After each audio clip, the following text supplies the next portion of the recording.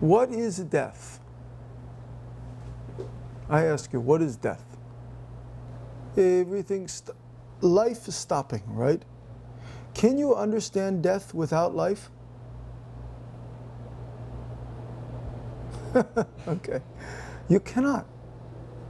You can only understand death by saying it means the life is stop. When my life stop, I am die. But you cannot say, oh, now I am die. Now I am dead. Nobody ever died and then said, I am dead. This is death. So, without life, there's no death. So, we say, if there's no life, no death, right? So, if you have a life, then you also have a death. If you have your life, if you think about, I am alive, I have a life, I am this body, I am this life, then for sure, you will also experience, you will also have to experience the death of this body. Because life and death are not separate. They're always pair of opposite together. Life and death never can be separate. So, if you don't think about, I am this body, I am alive, then there's no life. If you not attached to life, not attached to your life, we say no life, then also no death. Those two are together. Now you understand? So, no life, then no death. Then this is the area of, we say, Sixth Patriarch said the mind, and other teachers say area of truth or true Dharma. Okay? There's a no life, no death. This is very easy. So, Sixth Patriarch teaching was we should not think about the opposite, good and bad. Because when we think about the good and bad, we tend to make a more opposite. For example, I am good. I think about I am a good person. Then why do bad things happen to a good person? Many people think like that.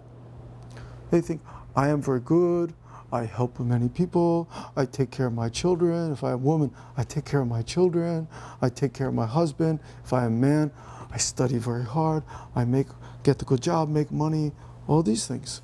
I am very good. Why bad things happen to me? Most people think like that, honestly.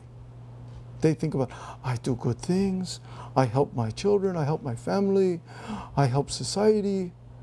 If they are more professional people like doctor, I'm helping my patients.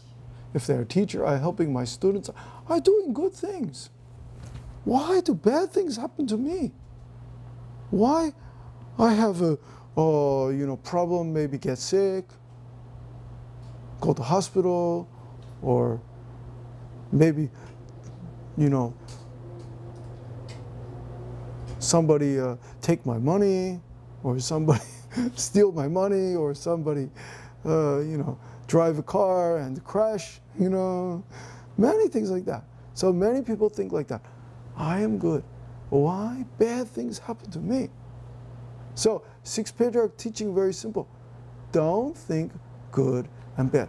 Don't think I am good. If you don't think I am good, you are very good. You're better than good. We say you are merit. There's a difference between good and you have merit. Korean language, 공덕. 공덕. If you want to become a person of virtue and merit, you cannot say, I am good. You always say, I am good.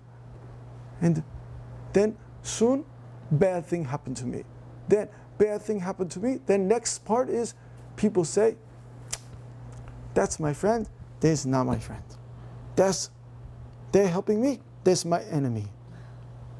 Soon, many enemies appear. So this is like nowadays politics. Nowadays, you look at any country, political, my friends, my enemy, my party, opposite party. It's all opposite thinking, you know. You look in Korean politics, how many opposite, you know. They try to control, you know, this government. But if we don't think good and bad, then already our mind has many good functions, has many merit, and already we are capable of many things. We have many capability. But we want to label ourselves. We want to say, I am good, he's bad. I am good, he's bad. This is human, this is a faulty thinking, mistaken thinking, ignorance, we say. Okay? You understand? Or even worse is if people say, I am wrong, I am right, he is wrong. The people who like to argue, people who like, 논쟁, 논쟁이들, like to argue. I am right. I am right. I am right. He's wrong. It's like nowadays in Korea, many people say, Roh Moo-hyun was right, and Lee Myung-bak is wrong. Many people talk like that. But before, when Roh Moo-hyun was president, people said, Roh Moo-hyun is bullshit. Before, when Roh Moo-hyun was president, many Korean people, hey, the worst president. Hey, the worst president. Now, Roh Moo-hyun was good. Oh, Lee Myung-bak is bad. So this is ignorance thinking. This is not helpful. Does not help society one bit. Does not help society at all. This is not the way wise people think. Okay? Yeah, I know my speech a little maybe surprise you, because some monks also say, Roh Moo-hyun was good, Lee Myung-bak bad. But this is not really the wise way of talking. It's not the wise way of teaching. Because the good and bad, the right and wrong, is all made by our thinking. It has no self-nature. Good and bad has no self-nature. 자성이 없다. Okay? So we should be careful when we are teaching the Dharma, not to teach the right and the wrong and good and bad. We must teach what is a correct way. Correct way. Correct is different than the right and wrong and good and bad. Okay? All right. So now soon we will understand better when we go through the chapter 10, which is the final chapter here. His final instructions, and this is a very beautiful chapter. When I first read this, first time I read this was 25 years ago. And I am just a student in Boston. I am just a student, and I am graduating from the university. And I read this chapter, and I thought it was very wonderful because it's very wise teaching, high-level teaching, okay? And the patriarch, he sent for his disciples, Fa-hai. I won't read all the names, all these Chinese names, and all these different ones. And he said to them, your men are different from the common lot. You are a little different. After entering into nirvana, each of you will be the Zen master of a certain district. I am going to teach you how to instruct others so you will not lose the original teaching of our school. So the sixth patriarch, he was getting older. He understands soon he will be entering nirvana. He was very wise. He understood soon he will die. He didn't say die, he just said, I will enter nirvana. This is a Buddhist way of saying that. Buddhists don't say, soon I will die. There's no life and no death. Not say, soon I will die. If you say to the wise patriarch, I'm getting old, soon I will die, they laugh at you. You're getting old? Who's getting old? What you say you're getting old? Who get old, who die? This is not correct. I will enter nirvana. I enter nirvana, he said. He said, after I enter nirvana, each of you will be the Zen master of a certain area. I am going to teach you how to instruct others so you will not lose the original teaching of our school. This means he is not really concerned about himself, his own life. He's not so concerned. He's more concerned about his disciple. How these disciples understand the teaching correctly, so he gives them he gives them some instruction. He always said, first mention the 3 categories of dharmas, and then the 36 pairs of opposites. Then teach how to avoid the 2 extremes of coming in or going out. Then teach how to avoid all opposites. For example, within coming and going out. When teaching, do not stray from your true nature. Whenever a person asks you a question, answer with the opposite, so that a pair of antonyms is created. For example, coming and going are a reciprocal cause of each other. So when the interdependence of the 2 is entirely done away with, there would be in an absolute sense neither coming nor going. The 3 categories of dharmas are skandhas, ayatanas, dhatus. Dhatus are consciousnesses. Ayatanas is contact, skandhas is aggregates. 5 skandhas, we all read the Heart Sutra said 5 skandhas are empty. 5 skandhas are rupa, form, vedana, feeling, perception, impulses, consciousness. All 5 skandhas are empty, Heart Sutra says. The 12 ayatanas are object of sight, hearing, smell, taste, touch, thought, organ of eyes, ears, nose, tongue, body, mind. So those are the 12 contacts, the 12 ways that we contact. Then the 18 realms, the 6 sense objects, 6 sense organs, and the 6 recipient consciousnesses all together. Okay, this is a little difficult all at once. But what is important is, he says, don't avoid the 2 extreme of coming in and going out. But this is a little difficult, okay? Because everybody all the time think about, oh, coming in, come into my room. Oh, go out of my room. Come into my house. Come into my house, go out. But we have to understand, this is also opposite thinking. This is relative discrimination. Actually, there's no coming in, there's no going out. It's like a physics, you know. It's a little bit like a physics, relativity.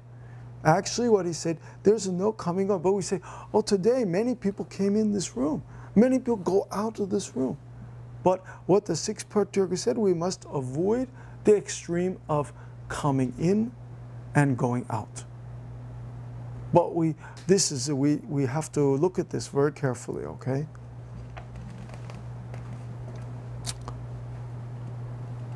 So the 36 pairs of opposites, what are those? Those are 5 external inanimate pairs, heaven and earth, sun and moon, bright and dim, yin and yang, fire and water.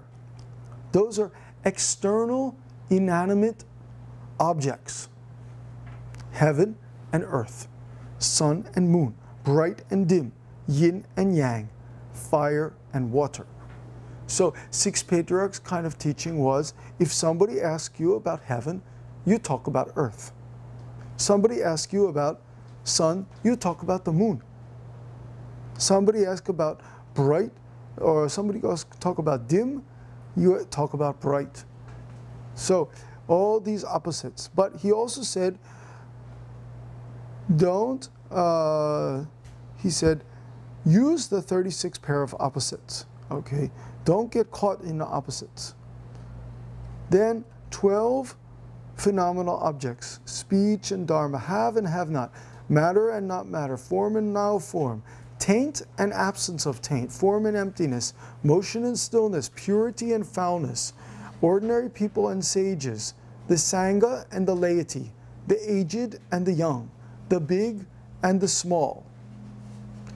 So the 19 pairs denoting the functioning of the true nature, then there are 19 pairs, long and short, good and evil, stupid and enlightened, ignorant and wise, agitated and calm, merciful and wicked, abstinent and indulgent, straight and crooked, full and empty, dangerous and safe, defilement and bodhi, permanent and transient, compassionate and cruel, joy and angry, generous and stingy, forward and backward, appear and disappear, dharmakaya and physical body, sambhokaya and nirmanakaya.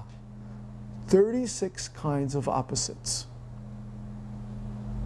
These kind of opposites is like almost describe everything that we encounter. Of course, nowadays, there are probably more than 36 kind of opposite. In those days, they didn't have so many things like, plastic or rubber or things like this. They didn't have all the things that we have nowadays.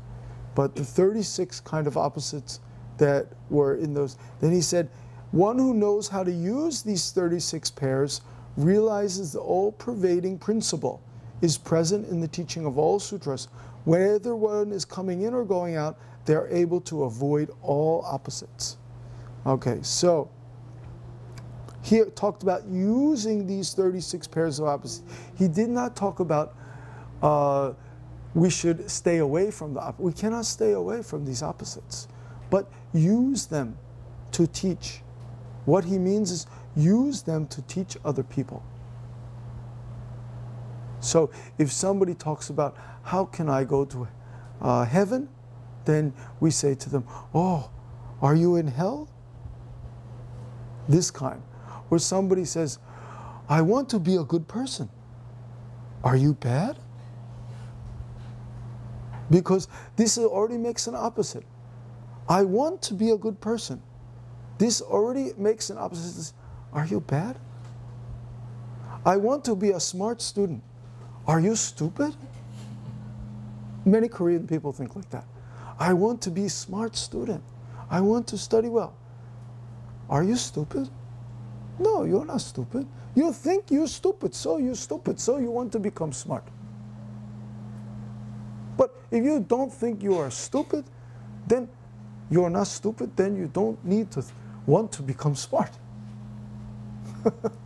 So this is a way Sixth Patriarch using the opposites to teach, If somebody is very short, maybe somebody very short.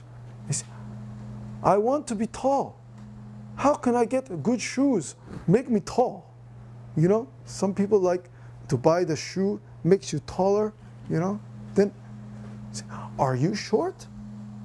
Are you really short? If you have an idea, I am short, then you need to become tall. But you have no idea I am short. So he used these opposites to teach people. Use these opposites to teach people the middle way. The Buddha always said the middle way is the correct way. Don't follow the opposite extreme.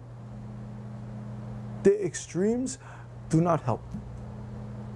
He said, don't follow the life of the extreme luxury and extreme waste.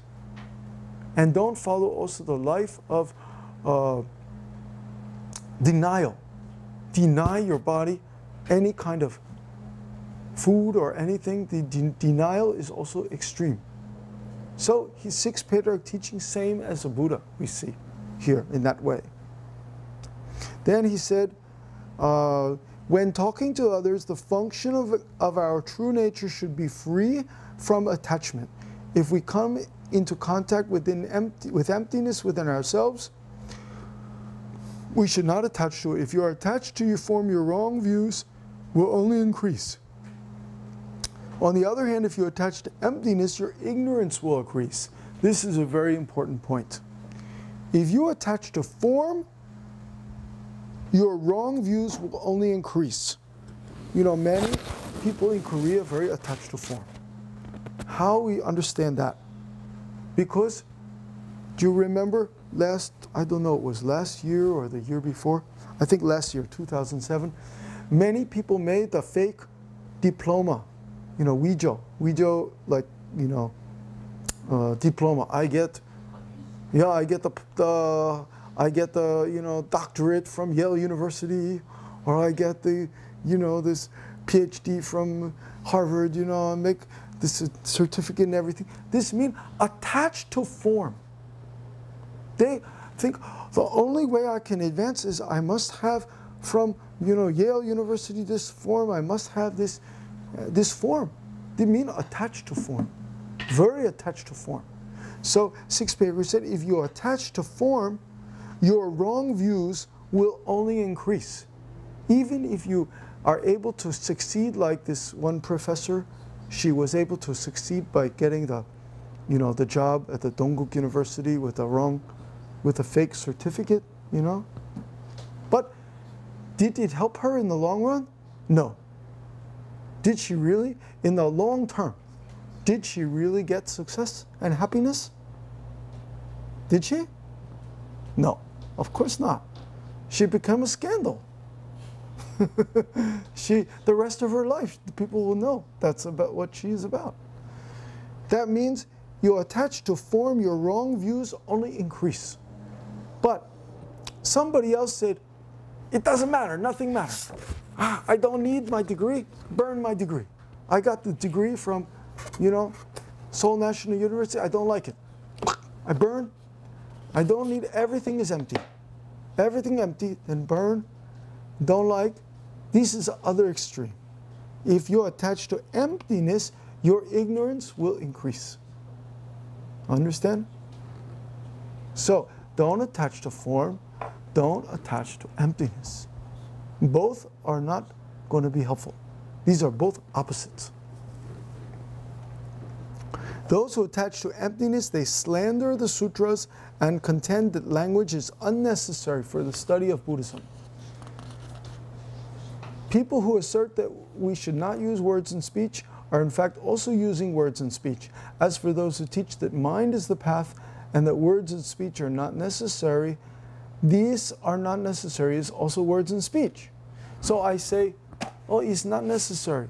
The sutras are all just empty. They're not necessary.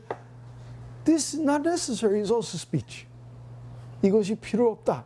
This is also speech. That's also mistake. Okay? Not necessary is also speech. Also, I say speech not necessary. That's also speech. So I have problem. Better, if you really don't think the speech not necessary, better not open your mouth at all. Okay? So, this means attached to emptiness. Then, when they hear others teaching the sutras, they slander them, saying that they are attached to the scriptures. It's bad enough that people have this mistaken notion themselves, but they go on to slander the Buddhist sutras. Okay? So, people who attach to the emptiness, they always say a bad thing about the sutra. Oh, the sutra is not good. Don't read the sutra. Don't read this sutra. You will get misled. This is because attached to emptiness. And then he goes on to explain that that's a very serious offense and has grave consequences. Also, people who are attached to form will set up many teaching systems to show that they are seeking the truth.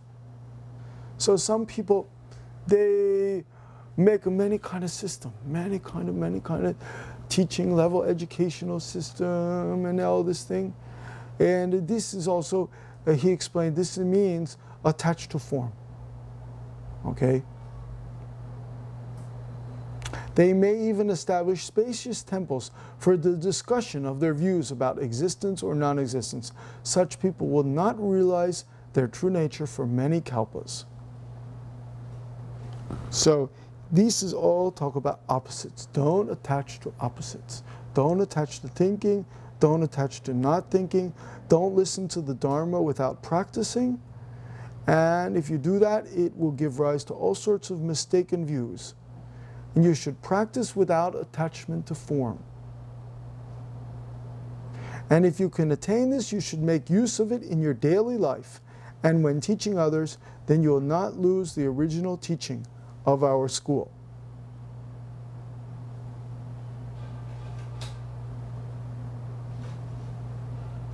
So he goes on to say, when a question is put to you, answer it in the negative if it is an affirmative one, and vice versa. If you are asked about an ordinary man, tell the person who asks something about a sage, and vice versa. From the interdependence of the two opposites, the doctrine of the middle way may be understood.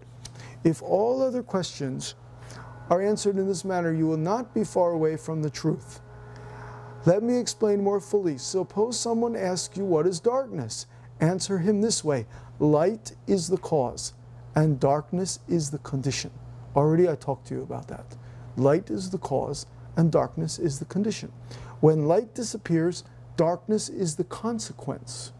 When the two are the consequence of each other. From the interdependence of the two, the doctrine of the middle way arises. So the two are interdependent. They are not separate, they depend on each other. In this way, all other questions are to be answered. These instructions should be handed down from one generation to another to ensure the continuation of our school and the transmission of the Dharma to your successors. This was the advice he gave to his disciples. Okay, so today I will finish here at this point, and we will start at 10.8 next time. Okay? Does anybody have any question? No question? Okay, very good. So, all the opposites depend on each other, interdependent. So, for example, if somebody says to you, "Oh, 선생님, I think you need God. You need to go to church, you need God." Then what do you say to them? You only go to this library is not enough. You need God. Then, if you are not attached to God, not attached to opposites, said, "No, God needs me. I don't need God. God needs me." That means the God and the person are interdependent. God and person depend on each other.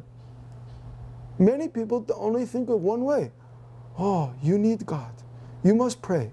You must pray, pray, pray. You need God.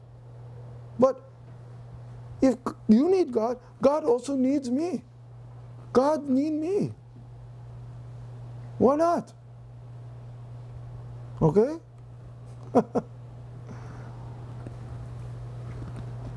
But many people don't understand that. They only think, I am very small. I think of many people, inferiority complex. They think they are very small. And God is very big, very far away. You go to a big church in Europe and God is way up there on the ceiling.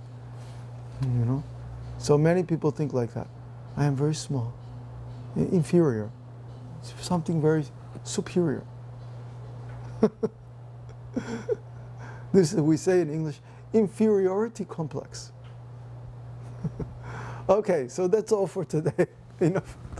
Today, finished. So everybody have a good 1 month before we meet again. Okay, that's all.